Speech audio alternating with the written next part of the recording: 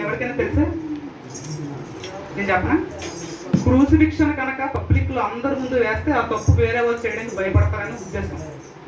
ఇప్పుడు ఈ torture methods అనేవి ఎందుకు కనిపెట్టారు అంటే శత్రువుల దగ్గర నుంచి రహస్యాన్ని తెలుసుకోవడానికి, ఇంకా ఏషియన్ టైమ్స్లో ఎవరు ఈ పాపాన్ని చేయకుండా ఉండడానికి కోసం కనిపెట్టారు. ఆ దొంగలు అది వేరే విషయం, వాళ్ళు దొంగతనం చేశారు కాబట్టి శిక్ష విధించారు.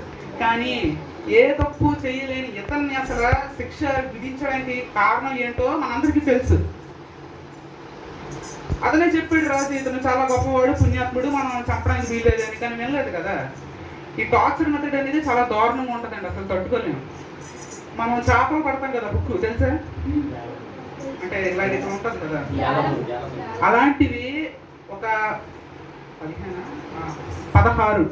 16 కలిపి ఒక కొరడాన్ని తయారు చేశారు ప్రత్యేకంగా దాని కోసం. దాంతో కొడితే ఎలా ఉంటుంది? జస్ట్ ఇమాజిన్, దాంతో కొడితే ఎలా ఉంటుంది? లోపల నుంచి ఉన్న మాంసం ఎంత వస్తుందో ఆలోచించండి. ఒక్క చొక్క బ్లడ్ లేదు అస్సలు. మరి దారుణంగా హింసించారు. ఇతను ఏమైనా వ్యభిచారం చేశాడా, లేకపోతే ఏమైనా దొంగతనాలు చేశాడు? ఏం చేయలేదు కదా, కేవలం సువార్త చేశాడు అంతే. అది నచ్చిన వాళ్ళు ఏంటంటే ఇతని మీద అపోహలు క్రియేట్ చేసి ఇంత దారుణానికి ఒడిగట్టారు. నాకు తెలిసినంత వరకు ఈ మాటలు కనుక అతను చెప్పడం చూస్తుంటే వీరు ఏమి చేయుచున్నారో వీరికి తెలియదు, అసలు ఏం చేస్తున్నారో కూడా వీళ్ళకి తెలియదు అంట అనేస్తున్నారు. ఇక్కడ డైరెక్ట్గా ఇండైరెక్ట్గా కూడా కొంచెం డైరెక్ట్గా అంటున్నారు, వీళ్ళు ఏం చేస్తున్నారో వీళ్ళకి తెలియట్లేదు, వీళ్ళని క్షమించమని. అన్నీ తెలిసేసుకోవడానికి క్షమించమని ఎలా అడుగుతున్నాం చూడండి. ఇంత గొప్ప వ్యక్తి మనం ఎక్కడ ముందు వస్తామా? హల్లెలూయా. రెండోది,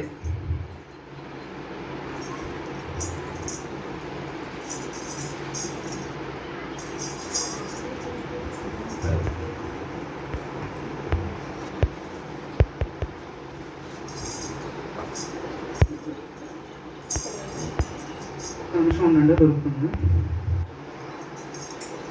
ఎక్కడ పెట్టినా